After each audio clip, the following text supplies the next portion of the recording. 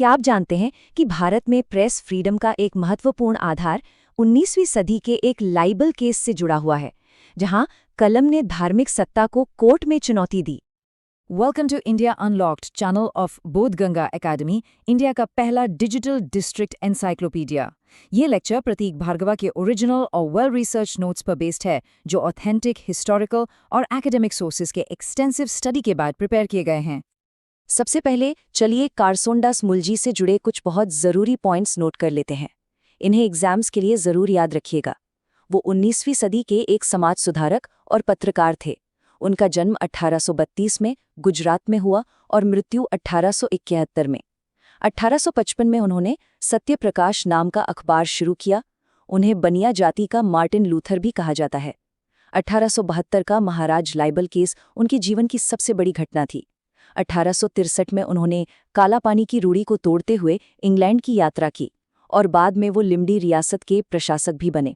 अब इन सब पॉइंट्स को याद रखते हुए, खासकर प्रीलिम्स के लिए, हम कारसोंडास मुल्जी के जीवन, संघर्ष और सामाजिक योगदान को डिटेल में समझने की कोशिश करते हैं। तो कहानी शुरू होती है 1832 में गुजरात के महुआ के पास, जहां करसोंदास मुल्जी का जन्म हुआ। ये वो दौर था जब भारत, खासकर बॉम्बे जैसे शहर, नए विचारों और सामाजिक सुधारों की लहर से गुजर रहे थे। करसोंदास को उस दौर के सबसे प्रतिष्ठित संस्थानों में से एक बॉम्बे के एल्फिंस्टन कॉलेज में पढ़ने का मौका मिला।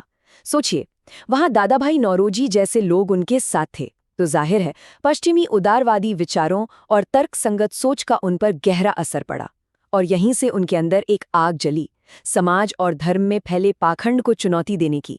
ये उनके जीवन का एक तरह से कॉलिंग बन गया। अपनी पढ़ाई पूरी करने के बाद करसोंदास ने पत्रकारिता को चुना, लेकिन उनके लिए ये सिर्फ एक पेशा नहीं था, ये एक मिशन था। समाज में बदलाव लाने का एक हथियार था। उन्हें पता था कि अगर विचारों की लड़ाई लड़नी है तो कलम से बड़ी कोई तलवार नहीं हो सकती। और इसी मिशन को आगे बढ़ाने के लिए 1855 में उन्होंने सत्य प्रकाश नाम का एक साप्ताहिक गुजराती अखबार शुरू किया। ये बस एक अखबार नहीं था, ये एक आईना था जिसमें वो अंधविश्वास, धार्मिक शोषण और पुजारियों के अंधे अधिकार की सच्चाई दिखाते थे। और जैसा कि अक्सर होता है, सच बोलने की कीमत चुकानी पड़ती है। यही अखबार उनकी जिंदगी के सबसे बड़े संघर्ष की वजह बना।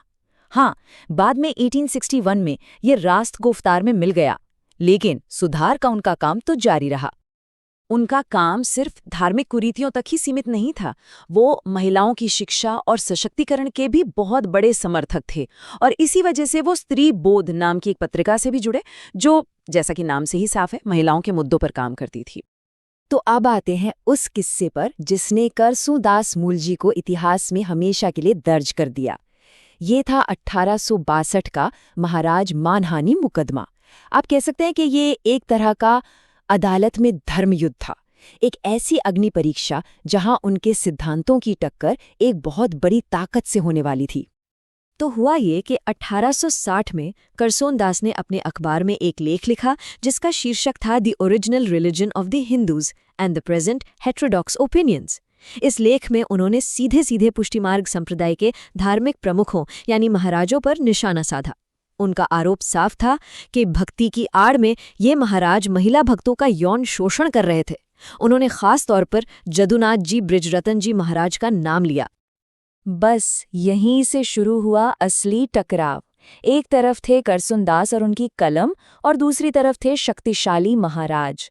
जवाब में महाराज ने करसोंदास और उनके प्रकाशक पर 50,000 रुपए का मानहानि का मुकदमा कर दिया। जरा सोचिए, उस जमाने में 50,000 रुपए, ये करसोंदास पर हर तरह से दबाव बनाने की एक जबरदस्त कोशिश थी। ये मुकदमा करीब 3 महीने चला और पूरे बॉम्बे में इसकी चर्चा थी। सबकी निगाहें अदालत पर टिकी थी। और फिर आया फैसला। फैसला करसोंदास के पक्ष में था, लेकिन फैसले से भी ज्यादा ऐतिहासिक थी ब्रिटिश जज जस्टिस जोसेफ अर्नॉल्ट की टिप्पणी। उन्होंने कहा, what is morally wrong can not be theologically right. यानी जो चीज नैतिक रूप से गलत है वो धार्मिक रूप से सही हो ही नहीं सकती। ये लाइन ये सिर्फ करसोंदास की जीत नहीं थी, ये भारत में प्रेस की स्वतंत्रता के लिए एक मील का पत्थर बन गई। लेकिन अदालत की इस बड़ी जीत के पीछे करसोंदास का एक लंबा निजी संघर्ष भी था। उन्होंने अपने सिद्धांतों पर टिके रहने की बहुत भारी कीमत चुकाई थी। अपनी पर्सनल लाइफ में। जैसे एक मिसाल लेते हैं, वो विधवा पुनर्विवाह के कट्टर समर्थक थे, और सिर्फ समर्थक ही नहीं, उन्होंने इस विषय पर एक बहुत ही जोरदार निबंध भी लिखा जो उस समय के समाज के लिए एक क्रांतिकारी कदम था। और इस साहसी कदम का अंजाम क्या हुआ? उनके अपने परिवार ने उन्हें घर से निकाल दिया। सोच सकते? इससे साफ पता चलता है कि उनके लिए सच और सिद्धांत सामाजिक दबाव से कहीं बढ़कर थे। उनका साहस यहीं नहीं रुका। 1863 में उन्होंने एक और बड़ा कदम उठाया। वो इंग्लैंड गए, व्यापार के लिए और अपने सुधारवादी विचारों को और विस्तार देने के लिए।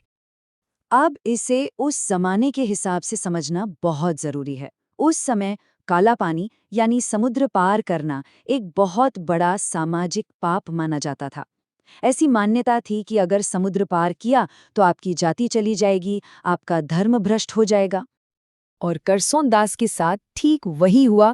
इस नियम को तोड़ने की वजह से उन्हें उनकी जाति से बहिष्कृत कर दिया गया, एक्सकम्युनिकेट कर दिया गया। लेकिन उन्होंने इसकी परवाह नहीं की, बल्कि अपने अनुभवों पर उन्होंने इंग्लैंड में प्रवास नाम की एक किताब भी लिखी। तो चलिए अब उनके जीवन के अंतिम चरण की बात करते हैं और देखते हैं कि उनकी विरासत, उनकी लेगेसी क्या है। सिर्फ लिखना और समाज की आलोचना करना ही उनका काम नहीं था। 1867 में उन्हें काठियावाड़ की लिम्डी रियासत का प्रशासक बनाया गया, और यहाँ उन्होंने ये साबित किया कि एक सुधारक एक अच्छा प्रशासक भी हो सकता है। उन्होंने वहाँ लोगों की भलाई के लिए कई काम किए। तो कुल मिलाकर करसनदास मूलजी को हम कैसे याद करते हैं? वो पत्रकारिता के जरिए तर्क और सुधार की आवाज बने। वो भारत में प्रेस की आज़ादी के सबसे शुरुआती और मजबूत रक्षकों में से एक थे।